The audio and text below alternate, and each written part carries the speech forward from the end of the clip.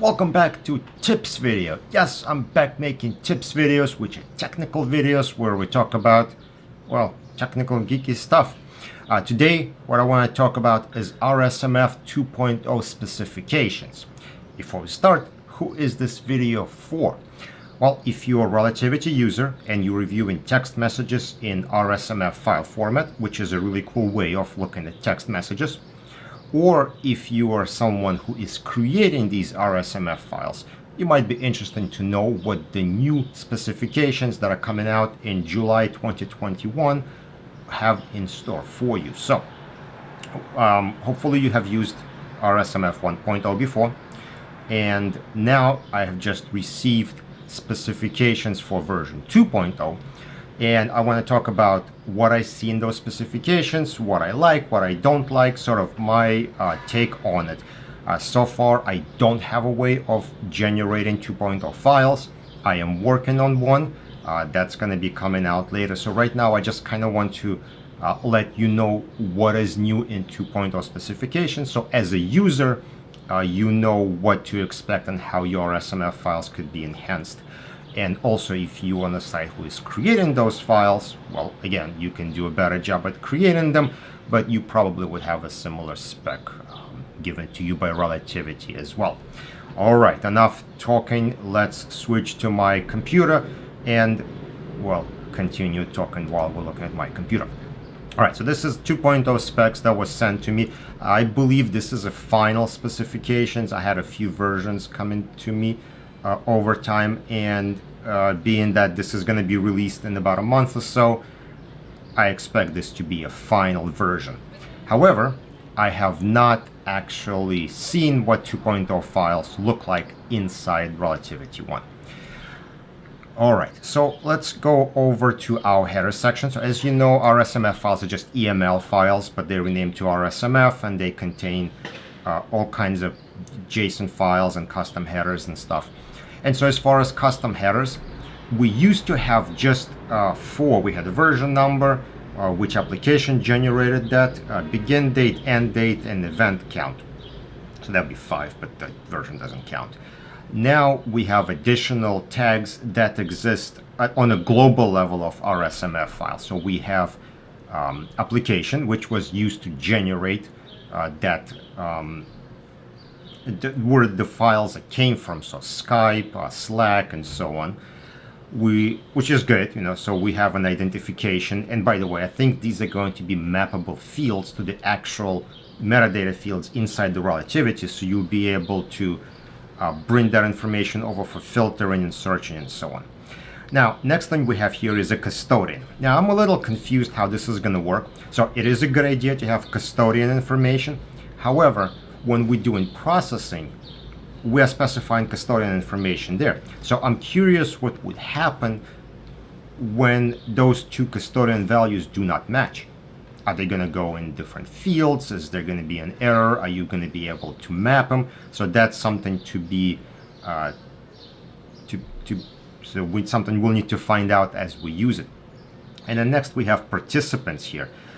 Now, participants used to just extract from, well, they used to extract from the to field of an EML or RSMF header. So now we have this participants here as well.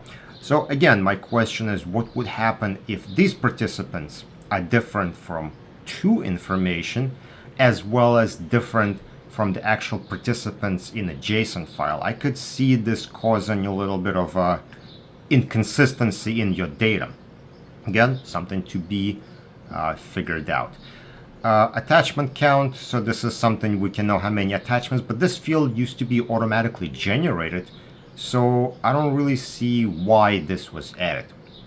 And then finally we have an event collection ID.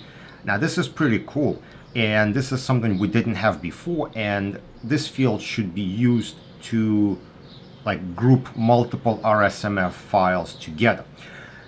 I believe the original intent of RSMF is to have multiple conversations per inside one RSMF file, which looked cool on demo, but I don't think it really worked out that way, because coding that needs to be applied would probably be different to different conversations. And I think this is where relativity is saying, like, wait, I think it does make sense to have multiple RSMF files for a long chain. However, we'll have this field that will keep all those multiple files together. So for example, in a Slack situation, this would be a Slack channel name. You don't want to put entire channel into one giant RSMF file, right? You'll break it up into smaller ones, and then you will use this field to bring it together inside relativity. So this is, I believe, the intent of this field. And so here we have an example of a header section. And so here's what I'm saying. So we had this to section, and then we have participants section. Should they match? Should they not match? I don't know. All right, so that's where my question comes. Why I was asking the question before. Next, we can take a look at some of the parts of a JSON file. So here we have our event collection ID, also part of a JSON specifications. It is not reflected here in the example, but it is clearly stated that there is a string that just gets added here at the bottom, which is not a big deal. All good here, so nothing else really changed. This is looking good. Now, participants. For participants, we have a new field called account ID.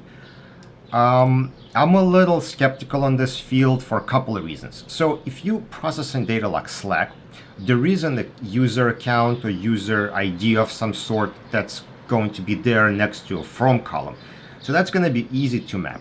But what if you have recipients? So you have people who never sent the message, but they received it. So we're looking at like a to column. So you have multiple names with semicolon delimited list.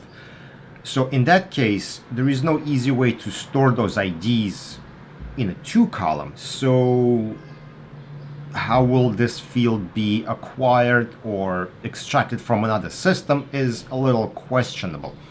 And as they say here in the example, this could be used to store phone number or handle. And that information is generally already in either display or an email. So this is kind of a duplicative field, but I think what will tell us whether this is useful or not is how it's actually used inside relativity. So this is what will kind of give us an idea of whether this is useful or not. I don't think I'm going to support this field in message crawler just yet because, again, I don't know how it's going to be used and if it's going to be useful at all or not. Can always add it later. So then we have our conversation, and conversation gets our custodian information. Again, same thing as in a header. However, question comes in, what if this information is different from the header and different from what you select during processing? All right, we can keep going here. This is all the same as it was before, or at least I haven't spotted any differences yet. And now we get into an event, and the event has a couple of modifications, which is our read receipts. Again, this is going to be a little difficult to support because of how data comes in from different platforms. So I'll see what I can do about it, but it's it would be a useful field to know if someone read or seen a message. We also have a direction. So this is a direction as it relates to custodian. Where is that? All right, so we have, why don't we have a description for that? So direction will tell you whether if it's incoming or outgoing based on the custodian of the conversation. This may be useful because based on incoming, outgoing, the chat bubbles may be shifted to the right or to the left, mimicking like an iPhone. Don't know. So again, something we're gonna have to see.